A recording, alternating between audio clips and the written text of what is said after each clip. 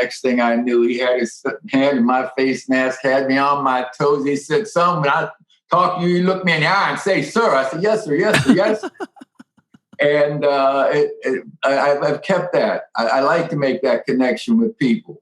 Yeah. I do that now. And I understood, from that first time, the emphasis he put on it, and he looked people in the eye. And I learned that you do make a connection with that, man. And that's important.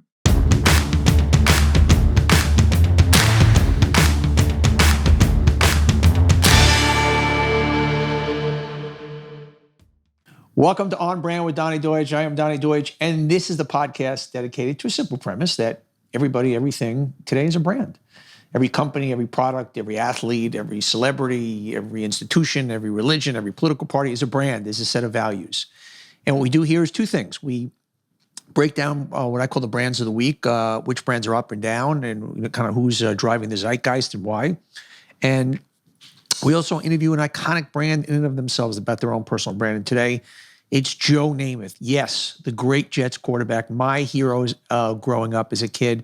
And to me, what's so interesting about him is he's one of the first kind of brands, athletes as sold as a brand, and kind of was the precursor to a lot of the kind of sexiness, the way athletes are sold today, and an incredible career. We're going to talk to him. But first, let's get to our brands of the week. First up, Joe Biden. Now, Joe Biden, I'm going to give him brand up. He's been, having a rough few weeks, but look, the mandate on the vaccine, he suggested what he's going to be moving forward with is just what the doctor ordered, no pun intended. It's basically, and you have to almost, at this point, game this thing. So basically, he's saying that all firms with 100 or plus workers, that's 80 million employees in the country, be required to vaccinate or produce weekly negative tests. Now, he's giving people the option, if you're so hell-bent on not getting a vaccine, just get a test.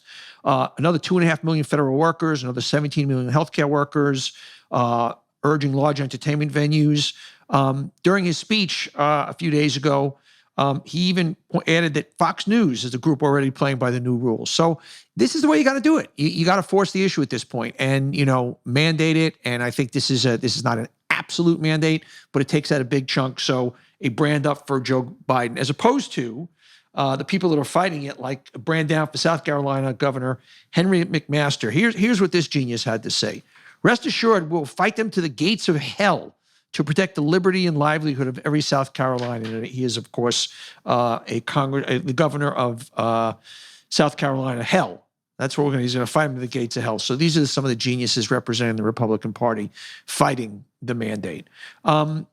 Big brand up for Delta Airlines. I also said, look, you got to game this thing as far as the vaccine. You got to incentivize people. Delta Airlines is doing a $200 per month experiment for changing unvaccinated employees' minds, in basically giving them $200. It would change your mind if you haven't been vaccinated, to make you get, not to make you, but to incentivize you to get vaccinated. And in the 2 weeks since Delta Airlines announced the $200 monthly health insurance surcharge for unvaccinated employees, 20% of Delta's unvaccinated employees have already gotten jab.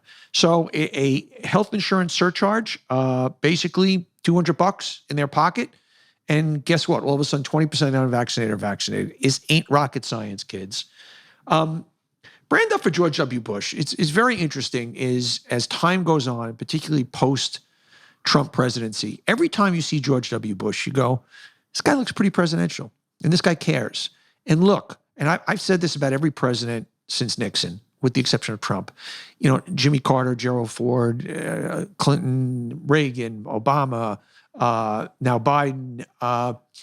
They all, both Bushes, they all were trying to do the right thing for 300 million people. You may agree or disagree. And look, Bush made the bet of his presidency on Iraq and lost. And, that's obviously going to stain his legacy. But a caring guy who gave a great speech on September 11th. And basically what was so kind of compelling about it, he drew the line between the 9/11 terrorists and the terrorists in the insurrection on January 6th. And here's what he said.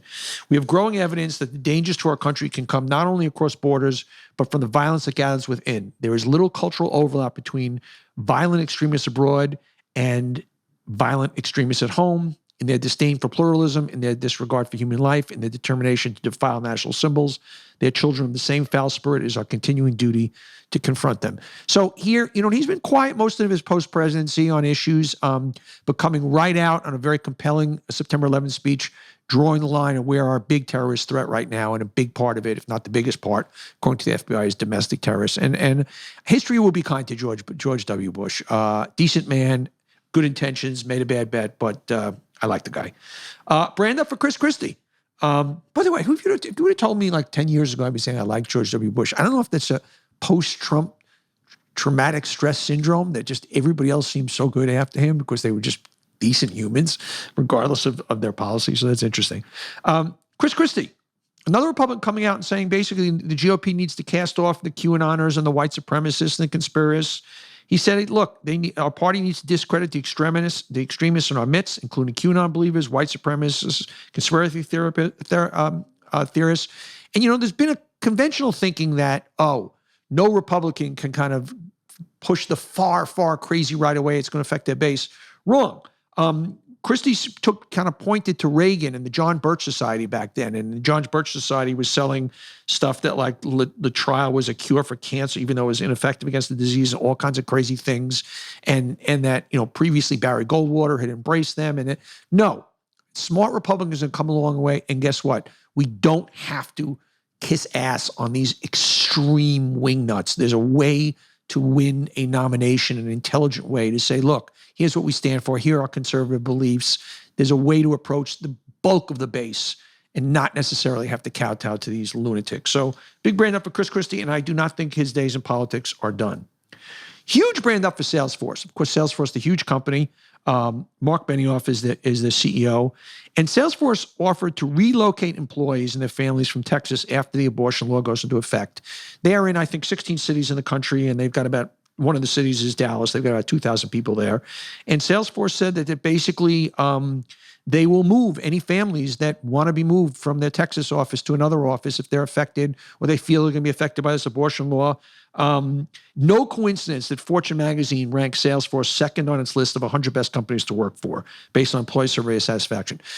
And more in our culture today, corporations are going to have to take the lead on getting things right in the country. And a lot of them are starting to do that. We've got a few more brand ups in the show to do that. But a big brand up for Salesforce saying, you're in Texas, you're worried about this abortion law, we'll move you. Another brand up, and they usually get a big brand down on my show, is Facebook. Facebook to buy $100 million worth of unpaid invoices from 30,000 small businesses owned by women and minorities. So they're making a $100 million commitment that supports small businesses, and it basically puts the Fastback program, puts money into the hands of business that otherwise would have to wait weeks or not months to get paid by their customers. So they're going to kind of pick up the accounts receivable, if you will, and pay them, and then go after the receivables themselves and take the onus off the workers. So look, these trillion-dollar companies, they have obligations to do this kind of stuff to get it right. So, like I said, I give Facebook their smacks when they deserve them, but let's give them a brand up when they deserve it. Another brand up, and along this kind of thesis that I'm talking about big companies stepping up, is Amazon. This is amazing. Cover 100% of college tuition for U.S. hourly employees. Yet it will pay for 75 out of the college tuition for its 750,000 U.S. hourly workers. That's amazing. Textbooks, college tuition. That's what companies should do. What's interesting is we have these companies that have kind of gone very much out of their way to infiltrate people's lives, have nap rooms in their places and food and everything. So, they can work nonstop. It seems like very kind of consumer friendly, but there's an insidious quality to it. But this is pure goodness, man. I mean, you want to come work for us, we'll send you to college. I think that's amazing. Look, Army did it. And companies like Amazon doing it very, very, very smart. Facebook, another Facebook, this is a brand we'll see, probably a brand down. They are coming out with Facebook smart glasses. Now, Google failed miserably with this. Is, of course, putting your smartphone in your glasses where you can take pictures, look at computers, and there's something creepy about it. They've done a joint venture with Ray-Ban. You can get 100 different types of glasses, and you can basically just not even, instead of taking pictures now with you taking out your phone, you just click, which is kind of creepy because somebody can be just taking a picture down the street and you don't know. And I'm going to give it a brand down because I still think we're a long ways away from people wanting to kind of I'll say barrierize themselves. Is that even a word? Barrierize themselves. Put a barrier between them and the real world. It's it's a little creepy. They seem to think that they have a better mousetrap. It's got 2 cameras, 2 micro speakers, 3 microphones, and a Snapdragon computer processor chip. We'll see, but I give it a brand down. Same kind of weird brand, I don't know, for Mercedes. They're introducing mind reading technology. New car reads driver's mind and milestone of merging of man and machine. The Mercedes Vision AVTR is a demonstration platform for some wildly futuristic ideas you might see cropping up in a few years. It's basically, instead of getting distracted by the dashboard control, the driver wears a helmet with electrodes that detect brain activity and translate impulses that that relate to different aspects of the car's control system. So, for instance, if you're thinking about that you want to turn the lights on, or you're thinking about that you want to, change the radio station, somehow this helmet gets into your brain. I don't know.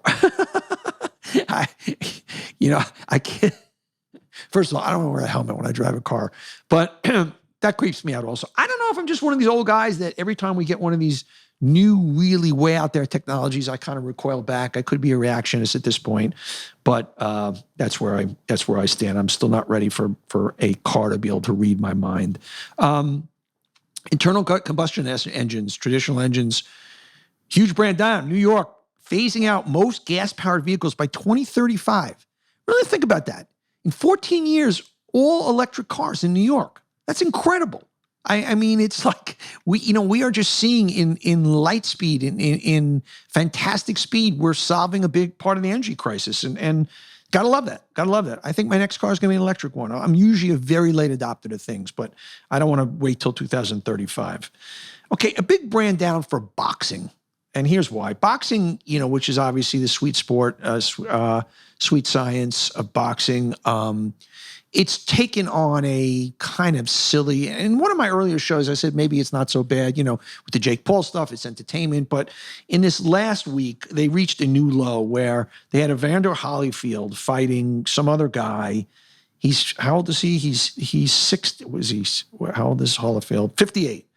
Which is ridiculous, fighting a 44-year-old. He got knocked. It was a TK on the first round. And what made it even particularly gross, grotesque, vulgar, and this is on September 11th, that Donald Trump and Donald Trump Jr. served as live commentators. That's what boxing has come to, or things that are called boxing.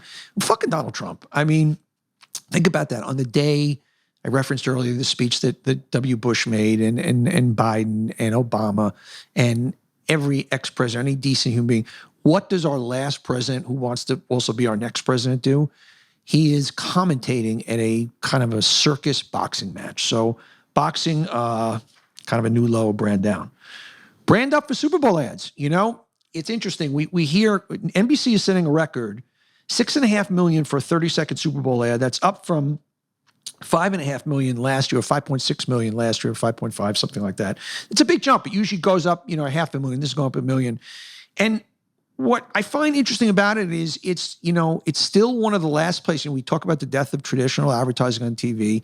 The Super Bowl is America's town hall, and it's where you get, 100 million, 120 million odd people watching something. It's one of the only times a year where the entire country comes together and we're all looking at the same thing at the same time. So I think as long as there's Super Bowls and as long as there are eyeballs, there's going to be record-setting ads every year. And this was, of course, after a soft year. Last year, a lot of advertisers didn't know how to advertise on the Super Bowl last year because we were in the middle of a pandemic.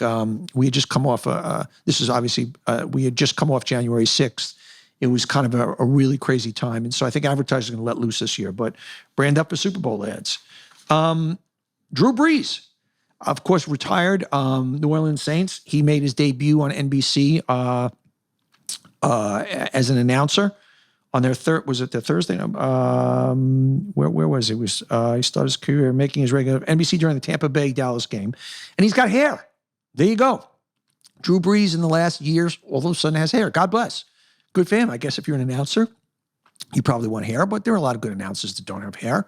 But Drew Brees made that decision. We salute that decision. More and more men are doing all kinds of things to make themselves feel better. So God bless for him. So we'll see how Drew Brees does. There's a lot of hope for him as a NFL quarterback. Ironic, in their first game without him, with Jameis Winston, who everybody thinks is washed up through 5 touchdowns, and they killed Green Bay. So, looks like the Saints will be okay, but Drew Brees with his hair. And finally, a brand up, and you have to be of a certain age to appreciate this, for Yo Gabba Gabba. Yes, Yo Gabba Gabba is being revived at Apple TV. Muno Broby and Yo Gabba Gabba crew has ordered a new series based on the former Nickelodeon show, which featured a human character, DJ Lance Rocks, and a bunch of these weird puppets. They're going to be new episodes. They also bought the old episodes.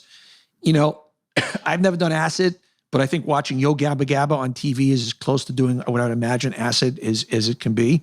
So there you go, Yo Gabba Gabba. One more, Taco Bell. Brand up. They want you to send them back your used sauce packets so they can refill them. About 710 million metric tons of plastic will pollute the environment by 2040 if action isn't taken, according to a study published by Science. Here's how it works. Customers sign up for a TerraCycle account, collect empty sauce packets in a recyclable container, print a free shipping label from TerraCycle's website, and ship the box back via UPS. So there we are. We can help our ocean, and you can eat some tacos at the same time at Taco Bell. And those are our brands of the week. Let's get right to our big brand interview this week. Joe Namath, an icon. Joe Willie Namath, and as I said, really set the table for the marketing of today's athletes. So let's get into an interview with Joe Namath. I want to talk to you about Miro. Miro is a collaborative whiteboarding online platform created to help people visualize, discuss, and share work. I use it for planning. Miro, it's really, really good. It's a great organizer. It helps me collaborate, because I don't work out of an office now. I work mostly out of my home, so Miro has been great for me. It's really strong. It's just like, look, that whiteboard that hangs in your office? Consider Miro a blank slate where you and your team and friends can all work and play, or something in between. You can write, draw, use video, sticky notes, diagrams, or audio to conceptualize your vision, all online. Are you finding it difficult to collaborate outside traditional office? Miro is the solution. This is really smart stuff. And are your current tools at workspace not cutting it for you? And do you need a platform that organizes all the creative intricacies of your mind in one space? This is it. This is Miro. It's the whiteboard online. It's a really, really, really smart thing. I'm telling you, this both you can use it personally, you can use it professionally. It's creating a revolution on how we create and collaborate. So join over 20 million users of Miro today. You can sign up and use Miro today for free. Go to Miro, that's miro.com/Donny to start your free account. Sign up today and take advantage of 3 free whiteboards with this exclusive offer. Go to Miro, miro.com/Donny, and start using Miro today. There is no reason to delay. Miro. I want to talk to you about Posty. And I know something about this because this comes in the competitive world of advertising. Marketers are always looking for an edge to accelerate growth, reach new customers, and get measurable results. Today, they're tuning to the best-kept secret in marketing, direct mail reinvented for the digital world by Posty. Posty has transformed direct mail by adding all the digital marketing capabilities found in channels like Facebook, Google, and YouTube. It's easy to use. This is the one. This basically takes direct mail online. You got to get Posty. It allows you to run your direct mail like a digital marketer. Platform is a one-stop shop that does it all for you. It builds audiences, sets up campaigns with A/B tests, approve creative and track results in real time. Think of it as your direct mail easy button. It's like your own direct mail department, Posty. It's really fantastic. It integrates with your CRM, accesses data sets, and builds lookalike models from over 250 million U.S. customers. With Posty, you can narrow in on your target audience and reach customers that you don't find through regular channels. It's unlike the old way of doing direct mail. Posty is fast, fully automated printing and logistics solutions allow you to deploy campaigns in days, not months. This is a really smart product. Diversify your marketing and stand out with direct mail from Posty. If you're thinking about doing any kind of direct mail, Posty is the one stop. It's the all-in-one, guys. Trust me on this one. Hurry and get your free Posty demo today by visiting posty.com/Donny. That's Posty, POSTIE.com/Donny, DONNY, for a free Posty demo. Posty, direct mail reinvented for the digital world. Guys, get this one, Posty. I'm telling you, it's going to really help you sell whatever you need to sell. I'm thrilled at my guest today. I've never talked like this about a guest before. He is my childhood hero, as many New Yorkers who grew up in Queens are. To me, he's the greatest quarterback of all time. I sit in my office with my Joe Namath autographed helmet. God knows if this is even a real autograph or not.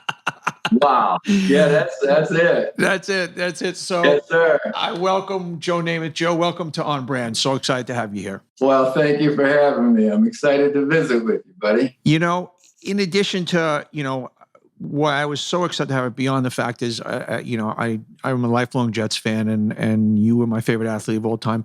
You were, to me, the first athlete that was a brand. Maybe you and Ali, but I mean, way before today, everybody's a brand, everything's a brand, but you went beyond the sport. The great sport heroes up until that time, up until the late 60s, were known for their sports. And you had this whole other persona, life, brand outside of just being number 12 on the football field. And I'm curious, was that curated? Did that happen by accident? I know you had a business partner, Jimmy Walsh, for decades and decades and decades. But tell me about the birth of the Joe Namath brand. Donnie, it's like I had a leader, a guy that has never been given enough credit, I guess, because he left the Jets as one of the owners after 3 years I was there. Sonny Werblin. A lot of these things that came up early on, especially, was his doing. And that was Sonny Werblin, Yeah. David A. Sonny Werblin. He came, he was Jersey, Brooklyn, Music Corporation of America, and he came and bought the Jets with 4 other owners. But he knew the industry, the television industry. Of course, it wasn't that complicated then. There were only 3 stations. Yeah. And Mr. Werblin knew the heads of the networks, and he got it rolling. He once made a statement to someone, I might have been nearby or whatever, but he said, "Stars sell tickets." You see, back then in sports, football, it was us all the time, and we didn't have 1 star, 2 stars, stars. We didn't talk about that kind of thing. And he helped that American Football League actually get started. And then in his 6th year, 5th year of ownership, the year before we won the championship, he and Mr. Hess, whom I love also, had a situation where one was going to buy the other out, and put their bids in an envelope, and Mr. Hess's bid was higher than Mr. Werblin's, and so he left it. But I know, whenever I visit with Johnny Carson, The Tonight Show, and whatever shows all around, it was Mr. Werblin that was doing that. And as far as the media in New York, Mr. Werblin had taken me to dinner and meeting Tom Considine and people, Howard Cosell having dinner with, Right. He was instrumental. We didn't know about brands. Well, let me ask you, because the thing about brands is they're authentic, and he's not the guy that, put you in the fur coat or had the Fu Manchu mustache or had the reputation with the ladies or had your good looks or was doing the pantyhose commercial. We're going to talk about all these things, but so that came from somewhere. That was real. That was Joe. I mean, that was brought before Sherman Plunkett called you Broadway Joe. That's who you were. And I didn't learn about myself. I'm still going along, but I have a pretty good idea now about me. But I was never hip to this astrological business. But when I found out I was a Gemini, I said, what does that mean? And then I started thinking, and whenever I'd say something or do something that, might have put me in a little bit of a position, I said, that's my other side, man. I believe in this stuff now. I know I have more than one side. Football I was dedicated to, but there was a part of life there was a part of me that was just yearning to get out there and learn about. I want to talk about Vino. It's something that I use. I'm a wine guy. I'm not a crazy wine connoisseur, but I like wine. I like to have a glass of white wine with my dinner. And I kind of like having a resource that helps me out. And this is where Vino comes in. It's the world's biggest online wine marketplace. They're also the largest online wine community with 50 million users who have rated and reviewed just about every wine. Kistler carries all my favorites. Kistler, whatever you want. By the way, whatever you want, they have there. And their app is everything you need to know about wine and so much more. And it's all right in your hand. You can see all the ratings and reviews. You can leave your own.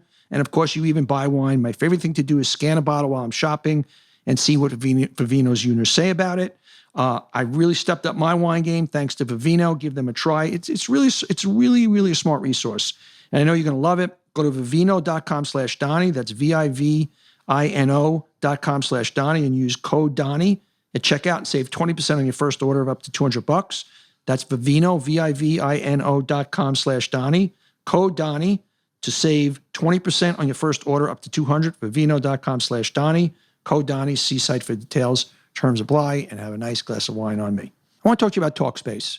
And this is a really important product that I think is helping a lot of people. And look, whether you're a parent, a student, a millennial, or just someone on a hard day, Talkspace can provide the support to help you feel better with a simple message. Talkspace offers individual and couples therapy in addition to medication prescription services. It set goals with your therapist so they can help make sure you're really progressing. Talkspace therapists help you develop tools to cope in difficult times. You get unbiased feedback and advice from a licensed professional. It can be refreshing and actually rewarding. Sometimes it's hard for me to talk to people. I know it's hard for other people to talk to people. Talkspace is a great place to go. It really, trust me on this, give it a shot. Whether you're experiencing depression, anxiety, or other problems, Talkspace is the #1 online therapy platform to help you sort through any issue. Look, obviously there's individual in-person therapy and everybody's problems are different, but this is kind of an easy, simple solution to take a little bit of a baby step. Thousands of licensed therapists are available that you can match with. Talkspace therapists are experts in dozens of specialties, including anxiety, depression, relationships, and more, to help you start feeling better. So if you got nowhere to go and you got no one to talk to and you don't necessarily want to go to a therapist live, just give Talkspace a shot. Start feeling better with a single message. Match with a licensed therapist when you go to Talkspace.com and get $100 off your first month with the promo code Donny. That's $100 off when you use code Donny at Talkspace.com. Check it out, Talkspace.com. Maybe the help you need. Yeah, I mean, now when we're going to go to the Jets and we're going to talk about that. Let's just go back to Alabama. Let's go back to Bear Bryant. You show up there, kind of a wet-nosed kid from Beaver Falls. You go to play for the greatest college football coach of all time. You win a championship your first year. But the thing in doing my homework about you that I found fascinating is that you got there and you didn't understand segregation. Your best friend since childhood, I think his name was Linwood, was African-American. And you say Bear Bryant was one of your heroes, and yet at the same time you were a guy standing, protesting, against George Wallace for integrating the schools. How did you kind of juggle those two things, both this admiration for Bear and your sense of human rights and fair play? Growing up again, it was sports for me: baseball, football, basketball. I was not as educated as well as I should have been or paid attention enough in school. I didn't know that there was segregation going on when I went to Alabama in 1961. I was surprised, of course. And the teammates, for the most part, didn't bust the Yankees' chops too much that first season, first week, first month. My first roommate, Donny, was a kid from Rhode Island. I won't give you his name, but he talked so fast and such a Yankee accent. I was just I wanted to go home. I couldn't understand my teammates, the Southern guys. I couldn't understand him. And I had 3 different teammates or 3 different roommates, and I was just frustrated, man. But I guess I know I had 3 older brothers. You start something, you got to stick it out. I had good coaching before that with the coach in high school, especially Larry Bruno. And I just knew I had to stay. I wanted to. And Coach Bryant let me know that, too. Coach Bryant was instrumental in my life, and I still often think of him. And my mind's eye, man, it brings a smile to my face. But he had 2 Western Pennsylvania quarterbacks before Joe. You see, Coach Bryant coached at the University of Kentucky. When he came out of the Navy, he coached at Maryland and then University of Kentucky. And he had 2 quarterbacks named George Blanda, who at one point had the longest career in the NFL, was sensational, and Vito Bay Pirelli. Wow. And Pirelli, your backup ended up being your backup, yeah. Yes, and so he coached those guys, so he knew something about Western Pennsylvania athletics. And so I got lucky. And it was different. I'm still reading books about the development of our country, and I still can't quite believe the transition we made. Wow, boy. Yeah. We're still making a transition. We're still in, there's, Bill Maher was talking on his talk show a few weeks ago and talking about that, sometimes there's a non-recognition of how far we've come. There's so far to go still. But if you think back to what was going on with race relations when you were playing in Alabama, and today we have come, we have to, at the same time as we push forward and have to keep getting better, part of what gets us there is a little bit of cheerleading along the way, going, we got so far to go, but we've also made some pretty good strides in the last 5 decades. And I think we've got to recognize that. We do. Yes, you're right. And it's not an easy task, but boy, there's a lot of folks in the world that are a little mixed up, and we want to help them get straightened out. It'd be great, wouldn't it, if we were all on the same page? Yeah. I don't know. Animals not like that. No, we're not. Just give me, before we leave Alabama, give me your favorite Bear Bryant story. Favorite story? Yeah. Well, man, I had a few of them. Like in the first meeting, he told us, you guys are going to, you're going to win a lot of games. You're going to lose a few, and you'll remember the ones you lost more than the ones you won. And he was right about that to this day, man. And we're practicing my sophomore season. Ran an option, got knocked down. I was on the ground getting up. Coach Bryant's yelling at me. And the next thing I knew, I'm saying, yeah, getting up off the ground. Next thing I knew, he had his hand in my face mask, had me on my toes. He said, "Son, when I talk to you, you look me in the eye and say, 'Sir.'" I said, "Yes, sir, yes, sir, yes." And I've kept that. I like to make that connection with people.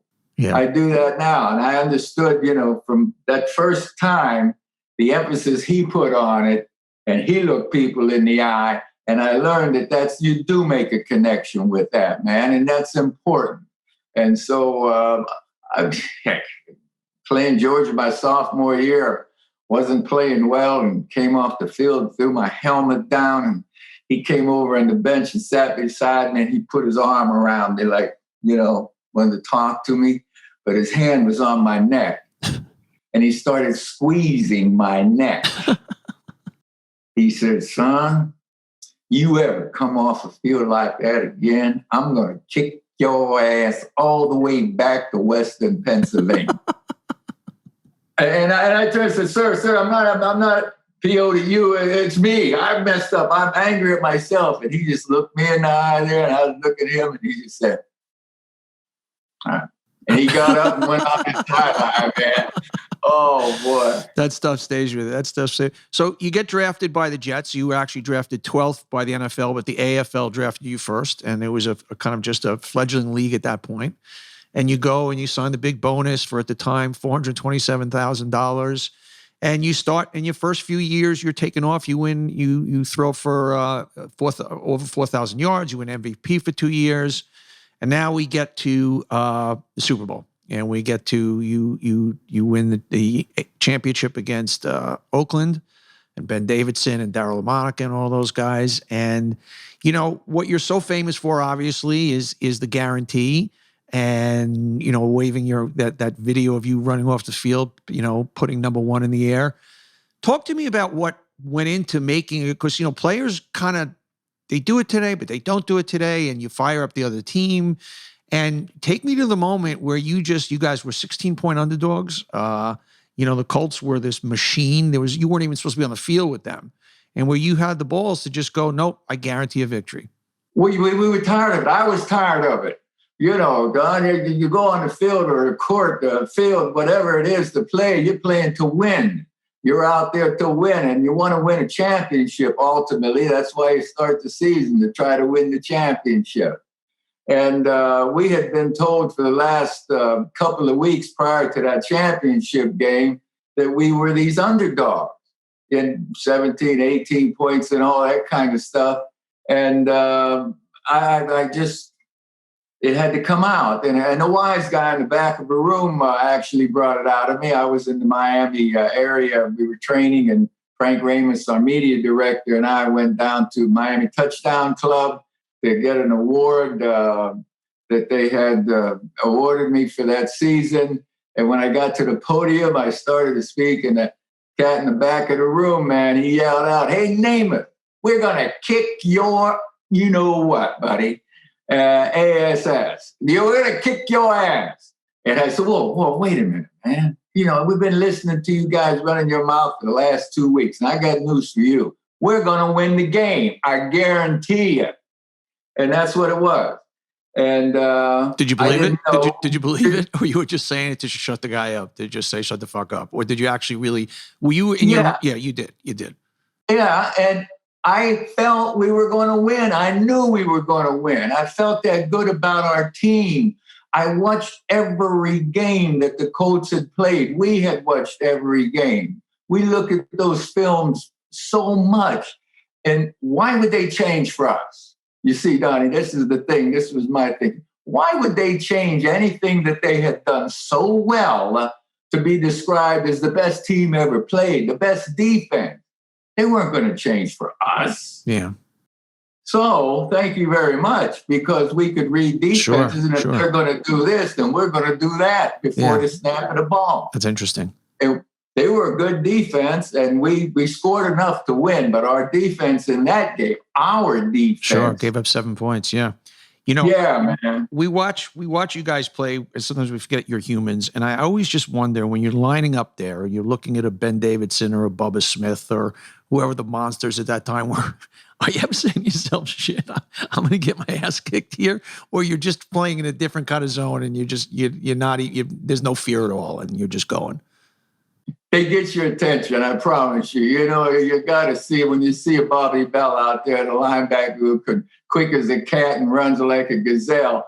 The original Twin Towers, what we thought in football, was Ernie Ladd and Buck Buchanan, two defensive tackles right there in the middle of that Kansas, 6'8", 6'10". Now, I mean, these cats, they unbelievable. And Ernie Ladd at 6'10", he's wearing Continental cut pants, walking around like this. I got to see him before the game. You know, just, oh, man. He hit me one time out there in Kansas City. It was either Kansas City or Houston, because he played for both of those teams. And, man, I was down, and then I felt this guy helping me up. And I look at him, and it's Ernie Ladd. He said, "Hey, don't worry, Broadway. I'm not going to hurt you." as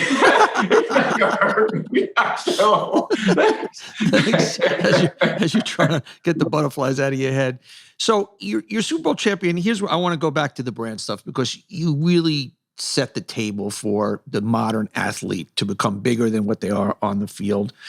Certain things like you had a Fu Manchu mustache, and then you, in a commercial, you were paid, I think it was $10,000 by Schick to shave it off. How does that come about? What was that? Was that your agent's idea? Was that, and why grow the Fu Manchu? I'm trying to get to the beginning, the essence of Broadway Joe, the thing that, because obviously we remember you on the football field, but I think your legacy so beyond that is the template for the modern day athlete as brand. And so I want to get to the beginning of it. Like, did you say to yourself, oh, it's going to be cool to grow a Fu Manchu? And then when you had it, did you say, oh, there'd be an opportunity to shave it off?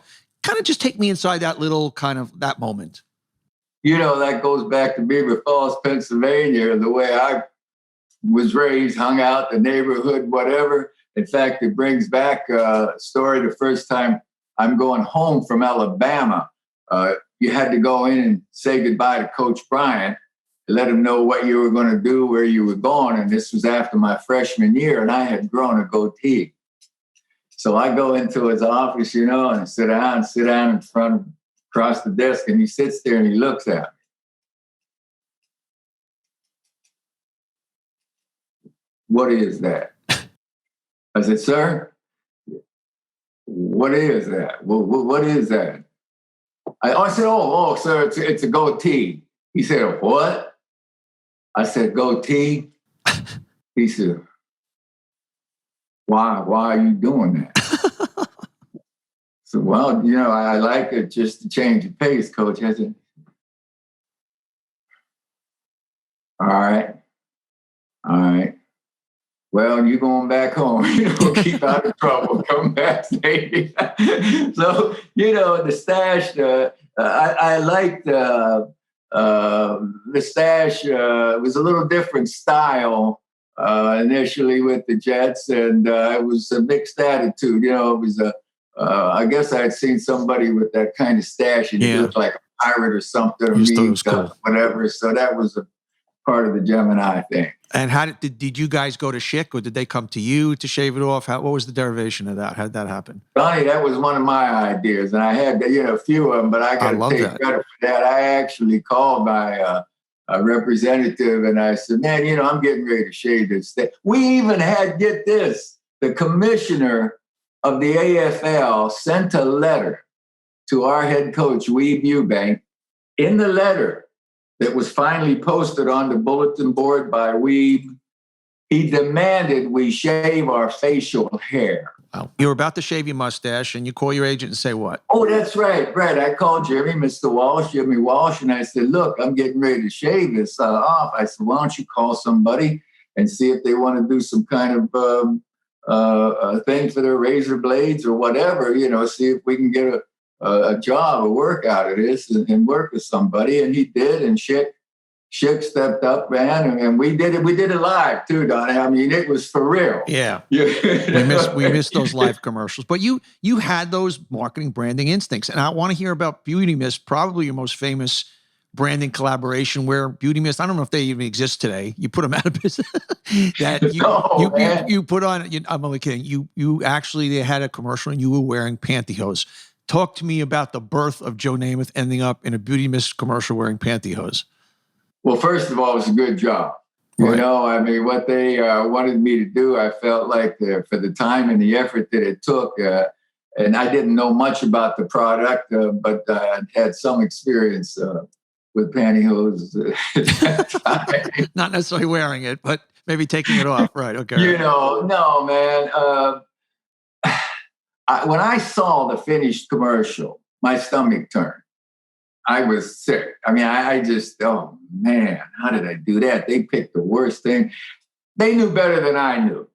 It turned out it was a good commercial. It was a great, it was one of the famous, well, just so that people don't know the commercial, you basically saying that you have, obviously were known for having horrible knees and with scars. And you said, if these pantyhose can make my legs look good, they can imagine what they'll do for yours. Is that the line? Do I have that right? No, Beauty Mist. Beauty Mist, yeah. And make these legs look beautiful. Think of what they can do for yours. It was that kind of thing. And I didn't get it, but I learned after a while to get it. And let me tell you a quick story about getting back to Alabama right after that. I had a restaurant down there, and at lunchtime one day, I go over the table to see this guy, and the guy and his wife. He might have been 80, 75, whatever. And the lady, they were a little older than I was for sure. And I said hi, and he said, "Sit on down, Joe." I did, and he said, "Look at here, son." He said, "I don't understand this, boy." He said, "Why are you wearing those pantyhose?" I said, "Well, sir, it was a job, and it's a good product and all, and that's basically what it was." He said, "Yeah, but son, I can understand." He said, "But you have to. Did you shave your legs?"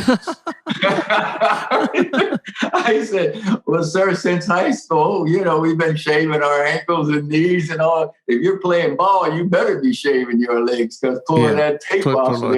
Yeah. Like that's great.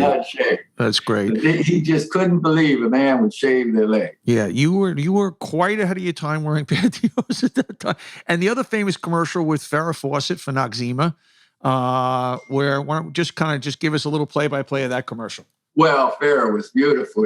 She was huge at the time too in the industry there. She was sensational. And we did the commercial, and I'm trying to think of her man now. His name escapes me. Was it Lee Majors at the time? No. Ryan O'Neal or what? Ryan O'Neal. Okay. Right. We're doing the commercial in the city, in the studio and all. And she's, we're being like, Ryan O'Neal, "Hey, Joe, it's Ryan. I'm standing back here, right behind the camera. I'm watching you." Well, it kind of took a little bit of the enthusiasm away or the realness. I had to be an actor some kind there.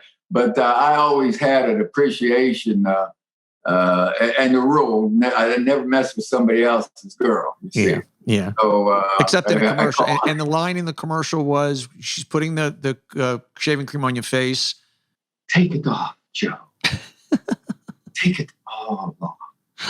Gwenella Knudsen did the first one with me. She was sensational. She was a lady from Scandinavian country, and she had the accent. Just said, take it off, Joe. Take it off. Great. And great. We had towels out of the shower, and she said it. Really in a nice fashion. I love it. The book is All the Way: My Life in 4 Quarters, and it's a really very personal expose. And so much, one of the most compelling parts of the book is you talk about your battle with alcoholism and how it almost cost you your life. Talk to me about how drinking came into your life and almost ate you up, and what saved you. Well, again, I was open to learn. I knew I wasn't a very bright guy to start with. And it's sneaky. It's sneaky. The nicotine addiction, we didn't know about that. Yeah. We just knew that the coaches would tell us don't smoke, that it's bad for you as an athlete. We didn't know about the issue with the lungs, chewing tobacco and cancer of the mouth. We did not know about that. And Donny, I've often said, 2 of the most addictive legal substances are sugar and drugs. Mm-hmm. Legal substances. Yeah. Sugar and nicotine. Mm-hmm. Nicotine and sugar. And a lot of the chewing tobacco is sugar cured too, and so was the smoking tobacco too. No one ever told us how bad it was for us. And when we finally learned, I wanted to be healthy. At the time, I owed it not only to myself, but as importantly or more was my family, my children. I had a new daughter, and I wanted to quit drinking. I didn't know how. So I went and got some education the first time that I stopped. And I was able to stop drinking for 13 and a half years, going back to 87, 88. And then I went through a situation that I later found out I used as an excuse to get me started again drinking. Your divorce. And yeah, it was a divorce. That's right. And I just didn't, I said,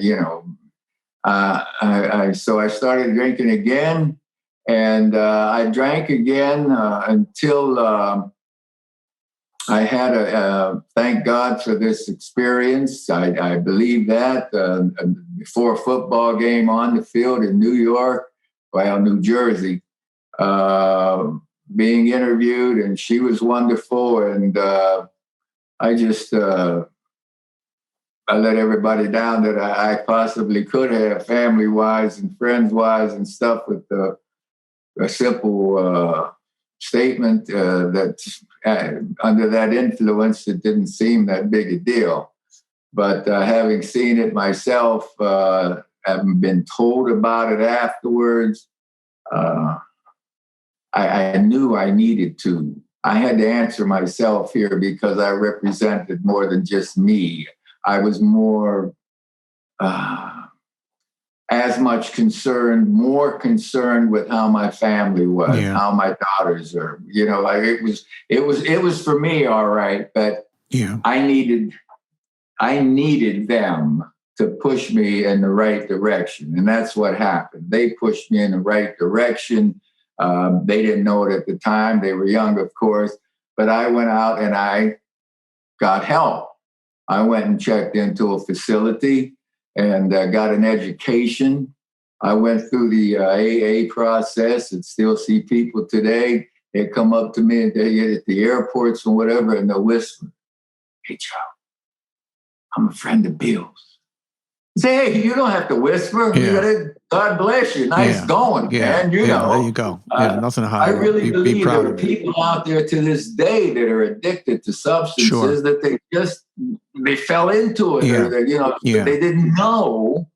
And the opioid issue, gosh, God, that's come on. But your incident with Susie Kobler, who you said afterwards was so gracious, and you reached out to her, and where you were flirting on the air with her, that was public. And most people, most alcoholics or drug addicts, they have that bottom moment, and it's private. And yours was even more pronounced because your bottom happened in front of everybody. So that, congratulations on picking yourself up from that where you are today. It takes a lot of strength and a lot of.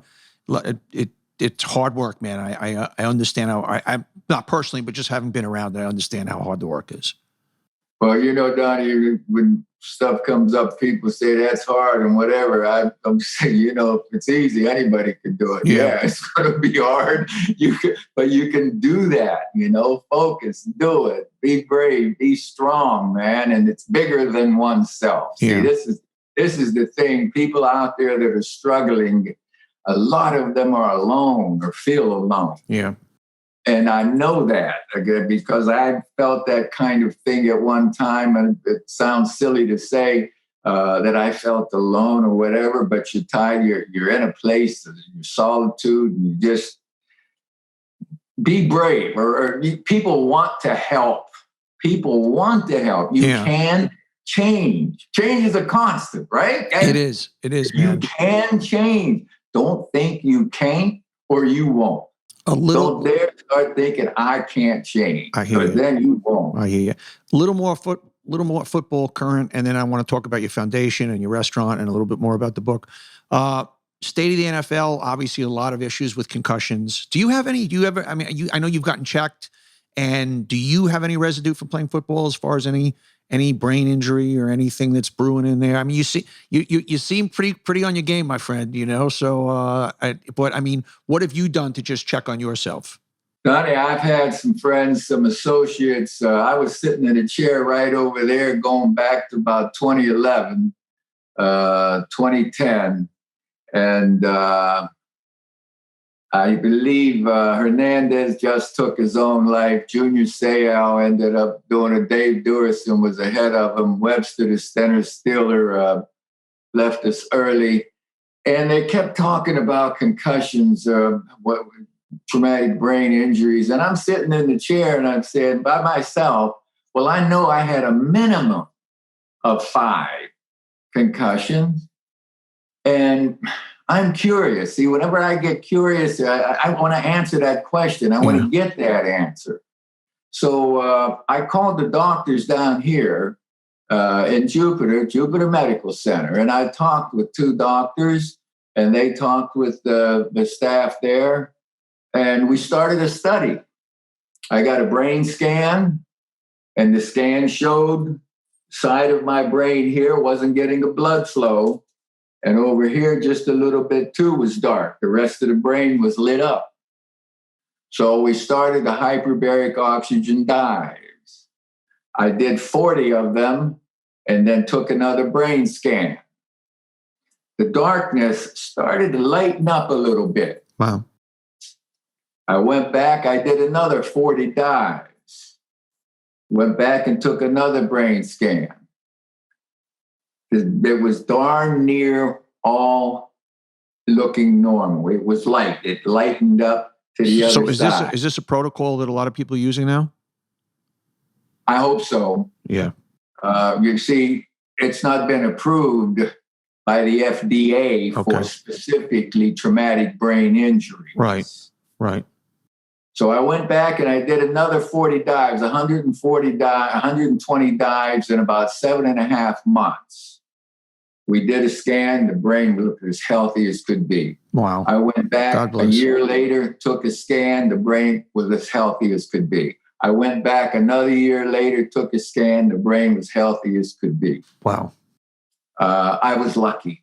I was lucky that the doctors down here wanted to do that study. We did the study, We sent it to the FDA, but the FDA said they needed more studies done. What does a concussion feel like? Well, you said you've had 5. We hear it and we see, I mean, you said you had 5. What does a concussion feel like? Well, a sudden blow to the head. I saw lightning. I saw a light, bright thing. And then the next thing I knew, I was being helped up. I didn't know how long I was down, what was going on, or smelling salts. You'd get smelling salts and you'd start to come around. Right. That was basically it every time. One time in Alabama, my old buddy or one of my buddies, Marlon Mooningham, a fullback that was like a fire plug. He wasn't tall. He was just a bull. He's coming around in. I'm playing right cornerback, and I come up to make the tackle. And at the time, you were taught to look it in because you keep your head up and looking it in protects your spine, your neck, you see. So I came in. I had my head up. Boy, I hit him, but he had his head down, and we collided. That's the last thing I remembered for a while. I want to just move to some current football stuff. First, I want to talk about... Well, Don, may I say this one thing? I'm sorry. Go ahead, dude. Too many people allow their children to ride bicycles without helmets, or they're riding bikes without helmets at all. Man, I wish you the best. I hope you never have an accident. But we got to protect that up here. Yeah. Bicycle riding for the youngsters on up. Those traumatic brain injuries, age doesn't make a difference. No. Children can get it, adults get it, the soldiers get it, boom.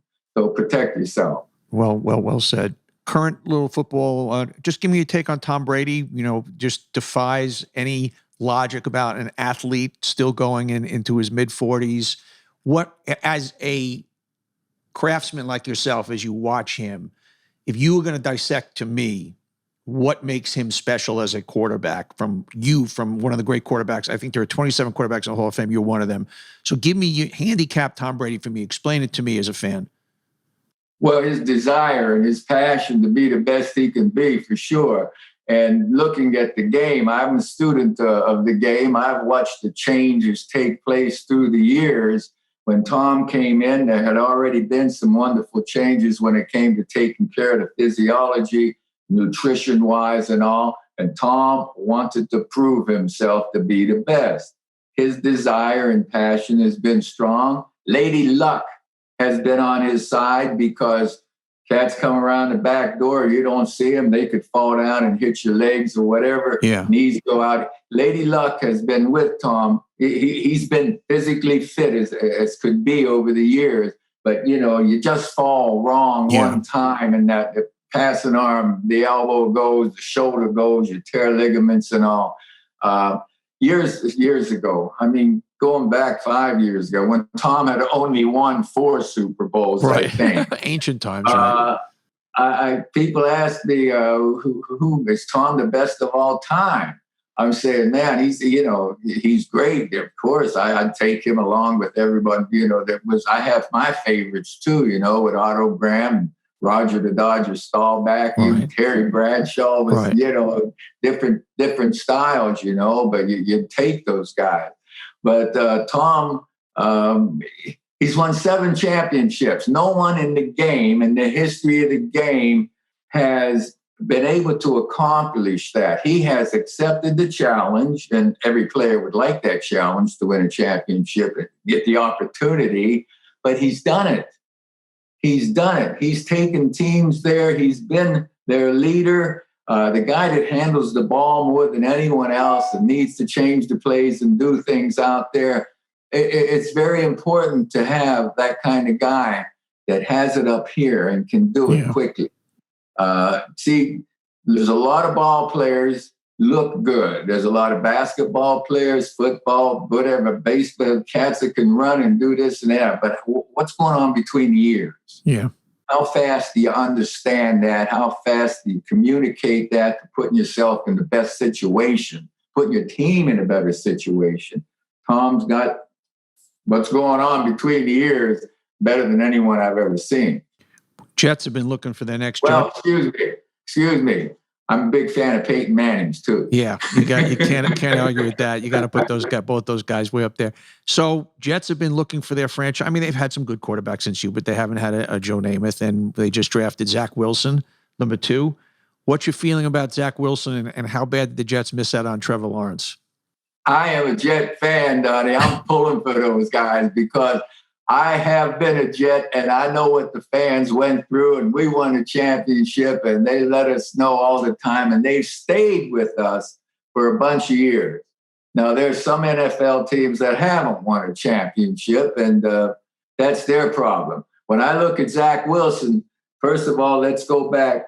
I got to trust Joe Douglas, the general manager. He's only been there a short while, but what he's done the last couple of seasons as far as getting new players in there, it's uplifting, I'm saying. I think that he's going in the right direction. I've watched Zach Wilson play only in the highlights. He looks sensational. Yeah. I don't know. I haven't met Zach. I don't know what that process is upstairs. We've seen other guys come into the league that look capable and all. Yeah. And for some reason, they don't go. I'm pulling for Zach. I hope he's sharp and grows with the team. We all are. Jets, Jets. Hey, Joe, let's shift gears. Well, let's talk to me about your restaurant complex project, the development, and what's going on with that down in Jupiter. All right. Thank you for bringing that up. We do have a couple of fine 3 separate kind of establishments right on the south side of Jupiter Inlet. And that just, folks, if they're interested in coming down this way, just go on our website too, Charlie's and Joe's at Love Street. And it's good. I'm just a small part of that team. You All see. right. But one of the big faces of the team. But no, next time I get down to Jupiter, I'm going to definitely check it out. And the foundation. Talk to me about the foundation. Oh, well, now that's something very special there. And again, Donnie, it's not one individual. It does take a team to make this work. Everything to me starts at home, your home environment early on. Some children aren't lucky enough to be brought up in the kind of environment that teaches respect and is empathetic to other people's situation. I can remember going back to Dr. Salk and the polio vaccine. I can remember his kids going around selling poppies, trying to get a dime to get this polio under control. There are people out there that haven't been dealt a full deck when they even come into the world. A child comes into the world and it's not 100%. If you're empathetic at all, if you have love in your soul at all, you can relate to that and you want to help. And so, I don't even remember how many years ago, but I started working with the Walk America on a more visual level. Many years ago, when we walked through New York City, we'd start up at 60th Street and go all the way downtown and back up, and then go over to Staten Island and do the walk. It was the March of Dimes walk. And we did that. I did that. I say we did that because that's what it was. I was a part of it for about 10 years or so, 11 years. And then it was suggested that we could start a foundation to help other charities too, because the people that we were close to was on Long Island. And I said, look, we need to be doing some more with various groups out here that help. We'll still help the March of Dimes, but we should help other people.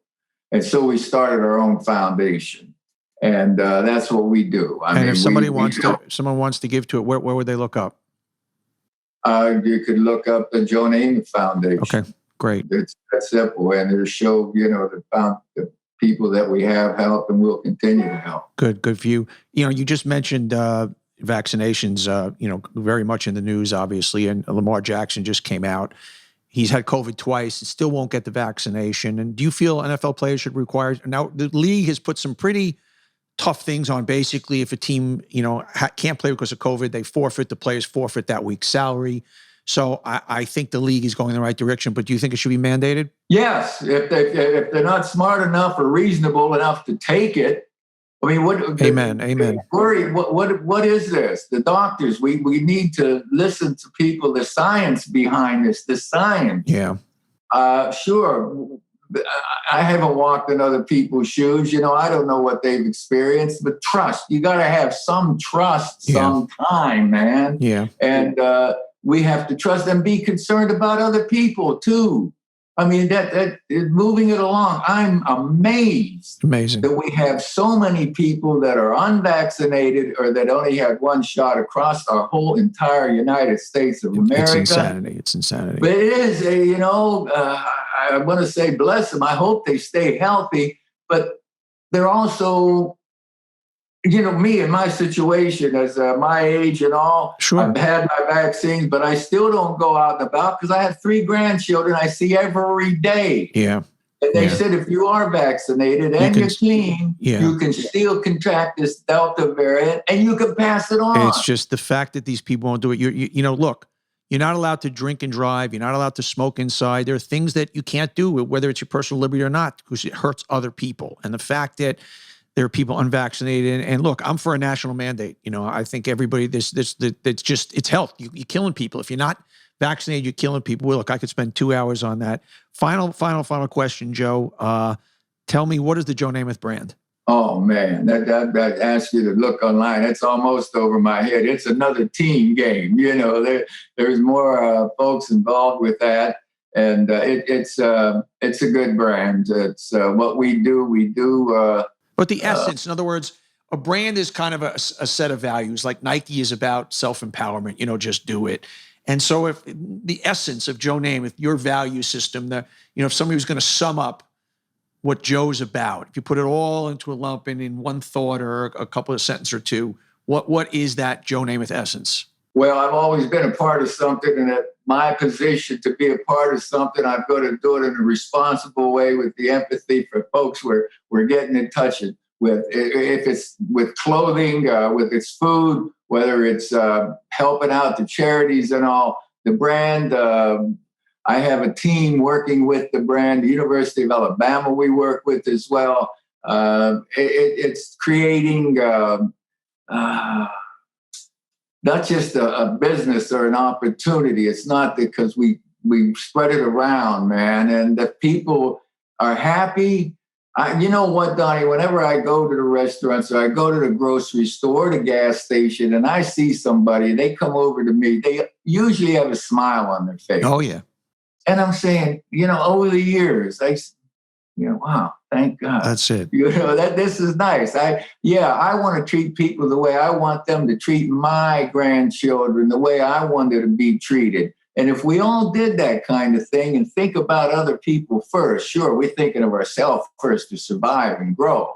But please have respect for one another and try to get a smile out of them if you can that day. If you want to, make them feel good. I'd rather they felt good going away than, Yeah, it's so interesting, Joe, talking to you. You're somebody who has had such a strong individual profile, but yet your essence is about others and team. And there were so many times throughout this interview that you either gave credit to others or referenced the effect of others. So it's just an interesting dichotomy about your brand. And I have to tell you, such a privilege talking to you, man. I like I said, I've interviewed a lot of big time people, but I was really looking forward to this one. The book is All the Way, My Life in 4 Quarters.